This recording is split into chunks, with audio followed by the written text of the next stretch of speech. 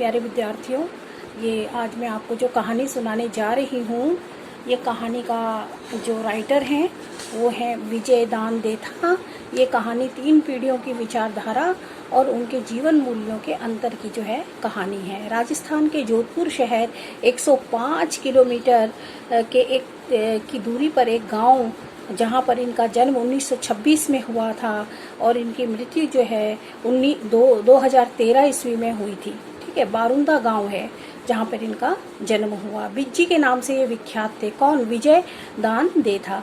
विजय दान देथा की लेखनी और राजस्थान की धरती लोक कथाएं दोनों एक ऐसा संयोग बनाते हैं जिसे आधुनिक राजस्थानी गद्य साहित्य में बतौर गुणात्मक परिवर्तन पढ़ा जाता है। बिज्जी की विशिष्ट शैली, भाषा और मानवीय व्यवहारों के गहन अध्ययन की उनकी क्षमता ने राजस्थान लोक कथाओं को एक नए आयाम दिए हैं। वस्तुतः लोक कथाएं लगातार बुराई पर अच्छाई की जीत, असत्य पर सत्य की विजय, क्रूरता पर दयालु की विजय और मृत्यु पर जीवन के आनंद की विजय का ही आख्यान रचती आई हैं।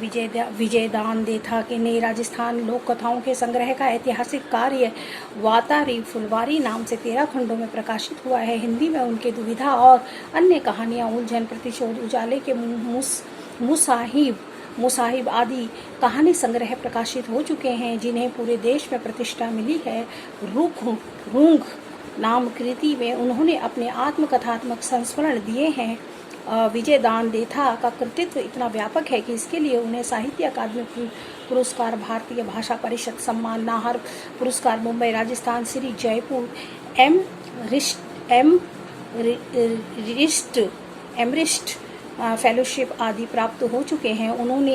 उन्होंने 6 भागों में प्रकाशित राजस्थानी लोक गीत का संकलन संपादन भी किया। देथा जी ने प्रेरणा, परंपरा, वाणी, रूपम, लोक संस्कृति आदि पत्रिकाओं का संपादन किया। उन्हें भारत सरकार ने पद्मश्री सम्मान से भी नवाजा गया। ये जो मैंने थोड़ा सा आपको परिचय दिया बच्चों, ये था ये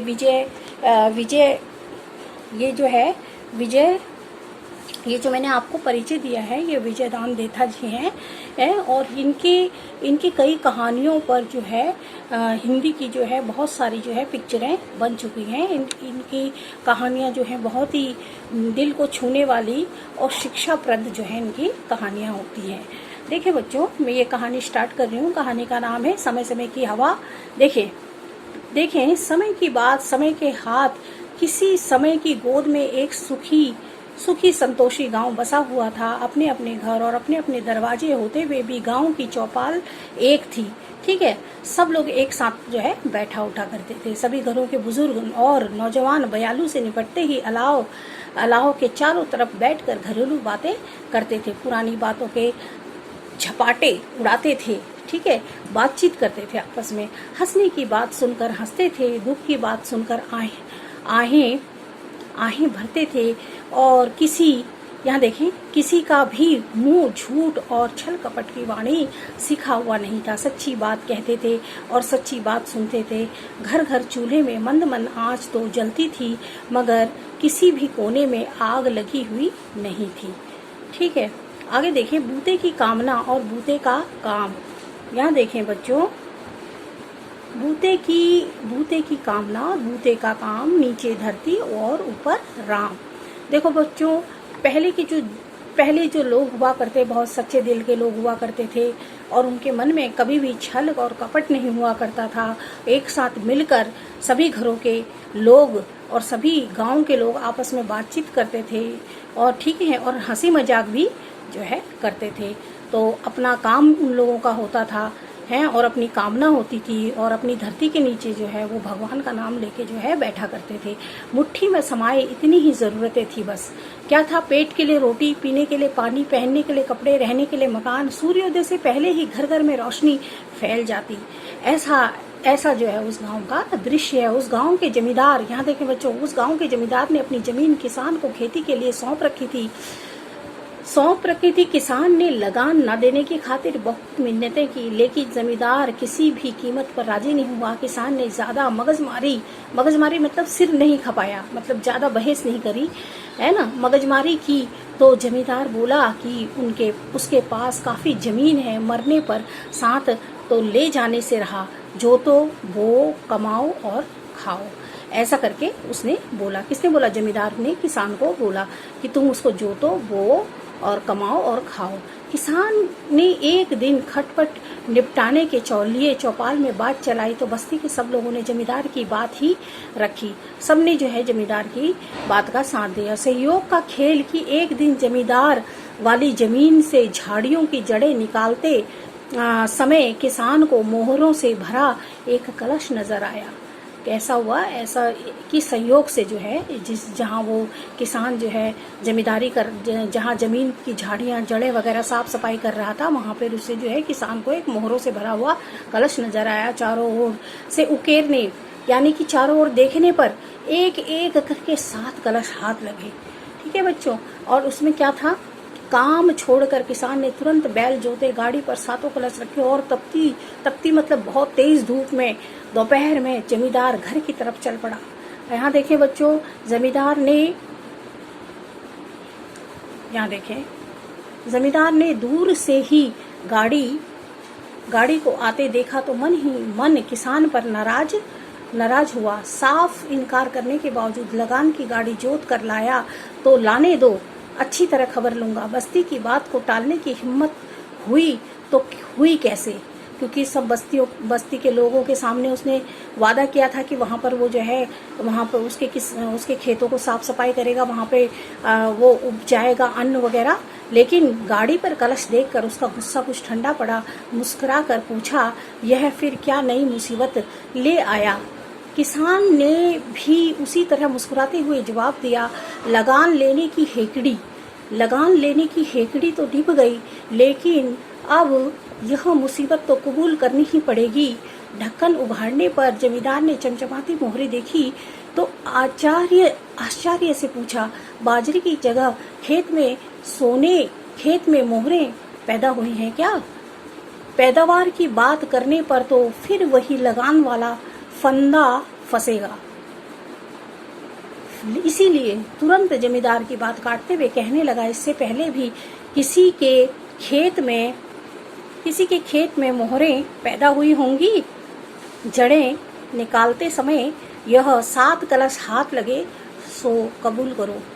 जमींदार की थोरियां चढ़ गई। बोला, तेरे हाथ लगे हैं तो तू रख, मेरे यहाँ क्यों लाया? किसान ने भी कड़ाई से जवाब दिया, जमीन तुम्हारी है इसलिए लाया, आंखें दिखाने की जरूरत नहीं, मुझे काम के लिए देरी हो रही है। शराफत से चुपचाप कलश कबूल करके मेरा फांदा काटो, मतलब कि मेरा रास्ता छोड़ो। लगान वाली बात निभ गई सो निभ गई। लगान वाली बात निभ गई। जमींदार आत्मीयता के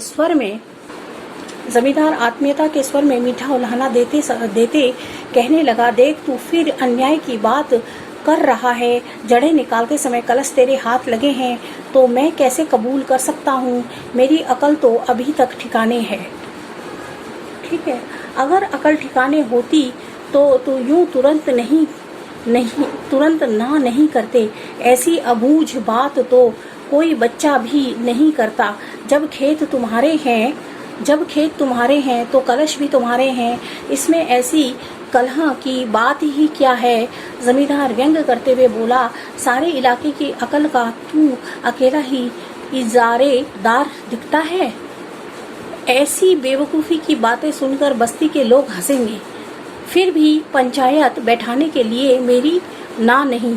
किसान को क्योंकि कलश मिल गए और वो किसान जो है उसको लेने से मना करता है और कहता है इस पर जो है केवल और केवल जमींदार का हक होगा, क्योंकि जमीन तो जमींदार की है। इस इलाके की अकल तू अकेला इजारेदार दिखता है कि मतलब तेरे पास ही पूरी की पूरी अकल है। ऐसी बेवकूफ़ी की बात सुनकर बस्ती के लोग हंसेंगे। फिर भी पंचायत बिठाने के लिए मेरी ना नहीं है। किसान ने कुछ तड़पते हुए जोर से कहा, तुम्हारी ना क्यों होगी, मेरी ना है। गरीब के साथ कोई भी अन्याय नहीं करता। पंचायती के लायक बात हो तो पंचायती भी कराए। जमींदार तैश में आकर कहने लगा, तेरे कहने से क्या होता है? कैसे पंचायत की बात नहीं है? उस दिन मेरे खेत में तूने कचरा गाड़ा था, तब मेरा पाँव तो बेकार नहीं हुआ। बता, चौमासे में मेरे खेत पर काम करते समय तुझ पर बिजली गिरेगी तो तू ही तो मरेगा या मैं? मुझ पर बिजली, यहाँ देखें बच्चों, मुझ पर बिजली गिरेगी तो मैं ही मरूंगा। खेत मेरा है, अब मुझे मरना चाहिए, अब मुझे मरना चाहिए। बता, मेरे खेत में काम करते हुए अगर तुझे सांप का काट खाए तो उसका जहर मुझे चढ़ेगा या तुझे? बोल। अब इन उल्टी सीधी पहेलियों में मत उलझाओ। तुम पर अच्छा खासा विश्वास करके मैं यहाँ आया था। मैं जानता हूँ पंचायती होने पर मेरे साथ इंसाफ नहीं होगा, तब पंचायती क्यों करवाता है? चुपचाप ये कलश अपने घर ले जा। मैं कहीं भी चर्चा नहीं करूँगा। खूब चर्चा करूँगा, खूब चर्चा करो। मैं किसी से डरता थोड़ी हूँ। उधार लिए हुए हुआ मुँह हो तो तब भी ऐसी बात करते थोड़ी बहुत शर्म आती। तुम्हारा माल मैं कैसे घर ले जाऊँ? ये कलश जाने और तुम जानो। मैं तो यही गाड़ी छोड़कर खेत जा रहा हूँ। इतनी देर में मैं आधी जड़ें निकाल लेता। खाम बहस करना मुझे नहीं सोचता। मतलब कि जो किसान ने जो उसको कलश मिले थे वहीं जमींदार के पास जो है गाड़ी छोड़कर चला गया है और यह आखिरी बात कह कर वह वहाँ से चल पड़ा। जमींदार ने उसे पुकारा, देख बेकार जिद करके मत जा, पछताएगा। कोई बात नहीं। जमींदार का गुस्सा समाया नहीं, पर किसान नहीं माना। तब वह कर ही क्या सकता था। घड़ी रात ढलने पर वहीं अलाव के पास पंचायत जमी। किसान की बात सुनकर पंचों ने भिड़ते ही उससे सवाल किया, ये कलश अपने आप उछल कर बाहर आए क्या? तूने खोद कर निकाले तो खोद कर ही कलश अपने आप उछलकर बाहर कब आते हैं? पंच मुस्कुरा कर कहने लगे, तब तो यह न्याय तेरे अपने मुंह से ही हो गया कि तेरी मेहनत का फल तुझे ही मिलना चाहिए। लेकिन गवार किसान तब भी नहीं माना। पंचों के सामने वही हट करते कहने लगा, लेकिन जमीन तो मेरी नहीं, दूसरे की जमीन में गड़ा धन लेने के लिए मेरा मन नहीं मानता। पंचों ने कहा, तेरे मन को मानना हमारे वश में नहीं, इंसाफ करना हमारे जिम्मे था, सो हमने निपटा दिया। धरती, पानी और हवा किसी का भी हक नहीं होता। अगर तू ऐसा ही हरिश्चंद्र है तब दूसरे की जमीन पर बहती हवा में तुझे सांस भी नहीं लेना चाहिए। आप फरमाए तो नहीं लूं। पंचों ने कहा, लेकिन हम ऐसी उल्टी बात क्यों फरमाएं? हमारा कहना मान। जब तक गाड़ी वाले का पता नहीं चले तब तक यह अमानत तू ही संभाल। यह अमानत मेरे किस काम की? यह तो नींद बेचकर जागरण मोल लेना है। भगवान जाने किसने क्या आस करके ये मोहरे गाड़ी होंगी। या तो दूध का दूध और पानी का पानी करो, वरना मुझे ये कलश राज्य के खजाने में जमा कराने पड़ेंगे। पंचों ने भी जो है कहा कि तुमने अपनी मेहनत से इसे खोद के निकाला है तो तुम्हारा ही इन घड़ों पर इस सोने की जो कलश है, इसमें जो मोहरे हैं उन पर जो है किसान का ही हक बोला। लेकिन किसान नहीं माना। उसने पंचों से कहा, हमने तो अपनी समझ, पंचों ने कहा कि हमने अपनी समझ से जो है समझ के अनुसार जो इंसाफ करना था सो कर दिया, तू न माने तो तेरी मर्जी।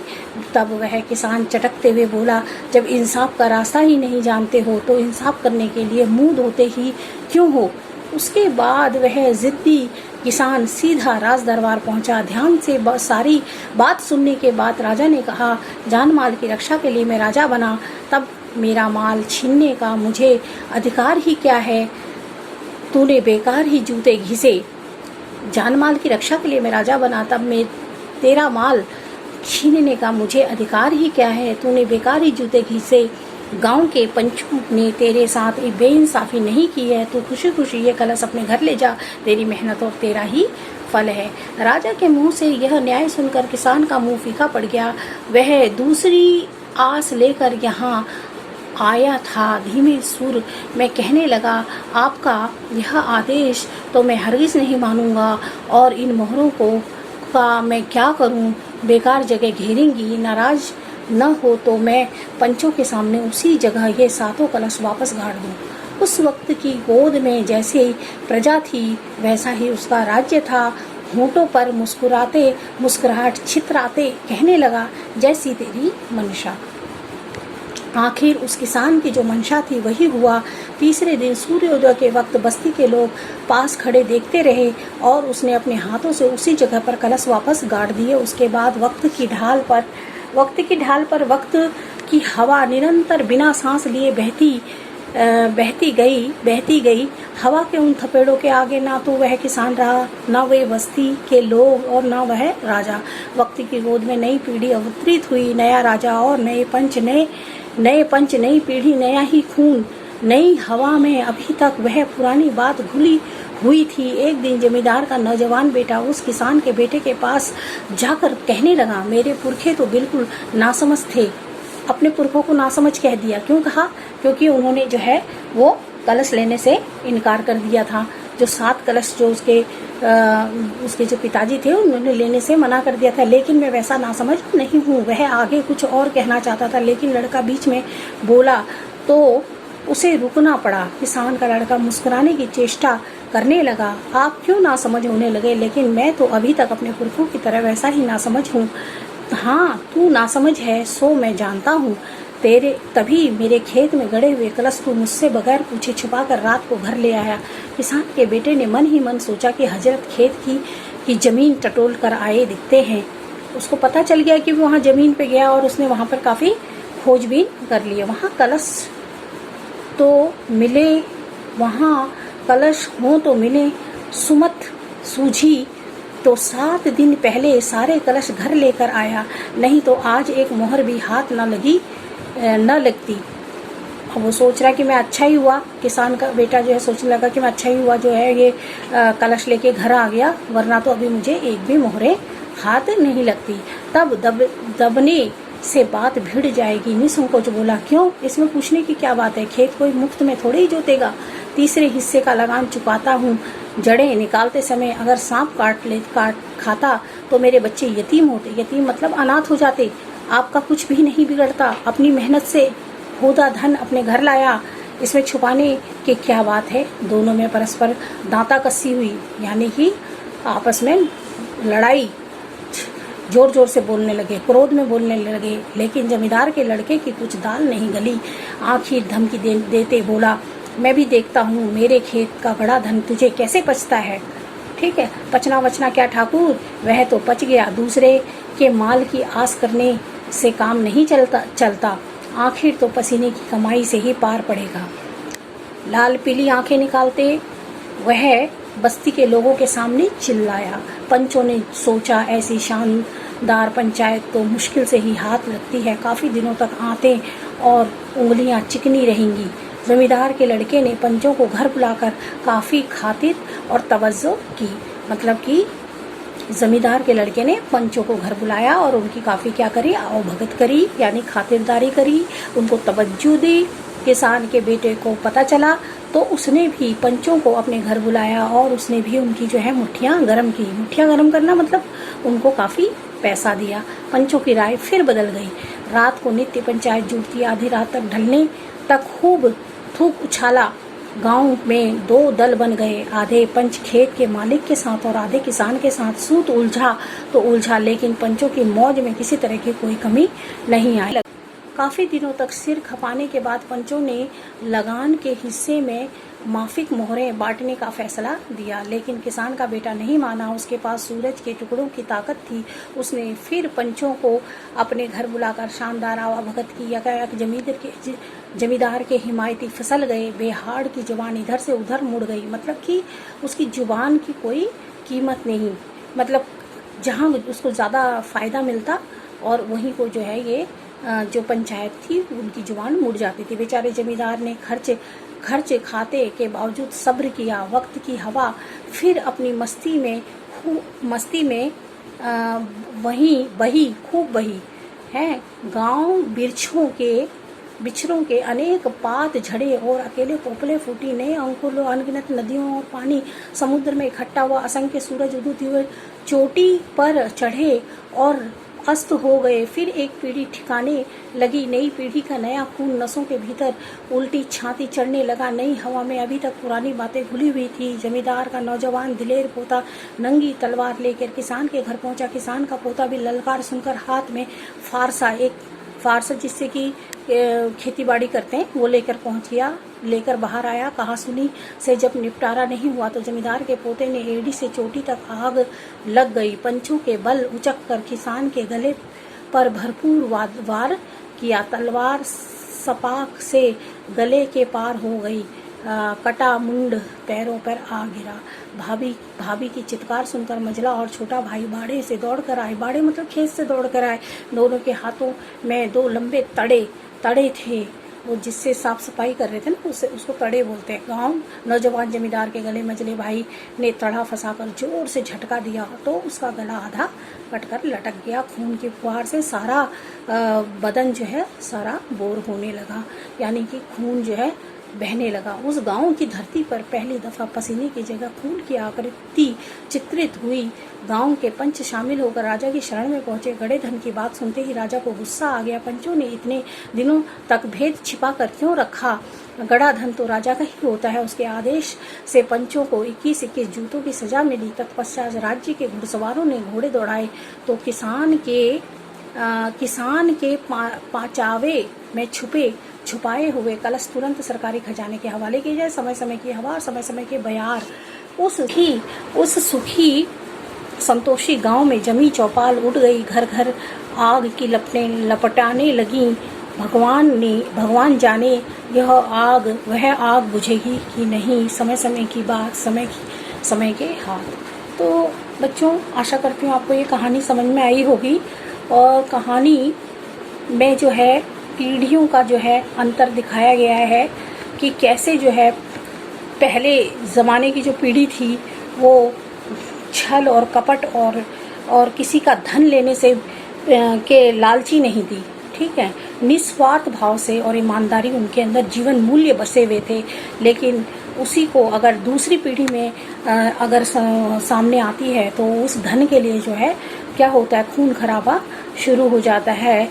और वो खून खराबे के चक्कर में जो है किसान के बच्चों की मौत हो जाती है। उनके जो बेटे थे उनकी मौत हो जाती है। और राजा जो इस कदर लालची हो जाता है कि वो कहता है कि यह धन तो है सरकारी खजाने में ही जाएगा। आशा कर रही हूँ आपको समझ में आया होगा।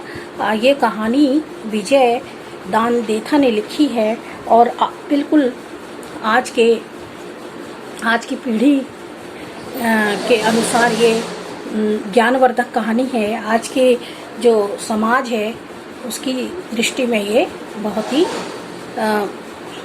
ही सटीक बैठती है।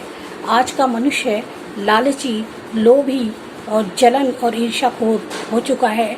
वह दूसरे के धन और उसके आगे किसी भी हद तक गिर जाता है उसको पाने के लिए। और खून खराबा तो बहुत ही मामूली सी बात है। तो हमें जीवन मूल्य नहीं छोड़ने चाहिए। हमें अपने पुरानी पीढ़ी से सीखना चाहिए कि वो केवल रहने के लिए जगह, खाने के लिए पेट भर कर खाना और रहने के लिए मकान, इन 3 मूलभूत आवश्यकताओं के लिए ही जो है जीते थे और हंसी और खुशी के साथ अपना जीवन व्यतीत करते थे। आज का मनुष्य लालची और स्वार्थी हो चुका है। इस कहानी से हमें देखने के लिए मिलता है।